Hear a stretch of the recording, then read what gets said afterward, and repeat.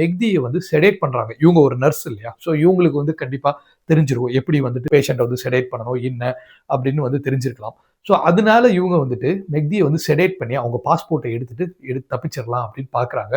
But இவங்க குடுத்த sedation over dose ஆயி மெக்தி இறந்துடுறாரு. மெக்தி இறந்ததுல நிமிஷா அங்கிருந்து தப்பிக்க பார்க்குறாங்க. தப்பிக்க நினைச்ச அவங்கள எமினி அத்தாரிட்டீஸ் வந்து அரெஸ்ட் பண்ணிடுறாங்க. எவ்வளவோ கனவோட ஃபாரின் கிளம்பி போய், அங்க கஷ்டப்பட்டு வேலை செஞ்சு, அங்க ஒரு கிளினிக் ஆரம்பிச்சு, இவ்வளோ தூரம் முன்னேறின நிமிஷா, அவங்க வாழ்க்கை இப்படி மாறும் அப்படின்னு எதிர்பார்த்திருக்கவே மாட்டாங்க. இன்ஃபாக்ட் இது யாருமே எதிர்பார்த்திருக்கவே முடியாத ஒரு விஷயம் தான். ஸோ மெக்தி வந்து ஓவர் டோஸ்ல இறந்துடுறாரு. அதுக்கடுத்து நிமிஷா அங்கிருந்து தப்பிக்கும்போது வந்து அரெஸ்ட் பண்ணிடுறாங்க. ஸோ இவங்கள அரெஸ்ட் பண்ணி இவங்க மேல வந்துட்டு அங்க கேஸ் நடக்குது. 2020ல அங்கிருந்து லோயர் கோர்ட் வந்துட்டு நிமிஷா மேல வந்துட்டு பண்ணது தப்பு தான். இவங்களுக்கு வந்து தூக்கு தண்டனை தான் குடுக்கணும் அப்படின்னு சொல்லி உறுதிப்படுத்திடுறாங்க. ஸோ அதுக்கு மேல இவங்க அப்பீல் போறாங்க. அங்க இருக்கிற சுப்ரீம் ஜுடிஷியல் பாடி கிட்ட.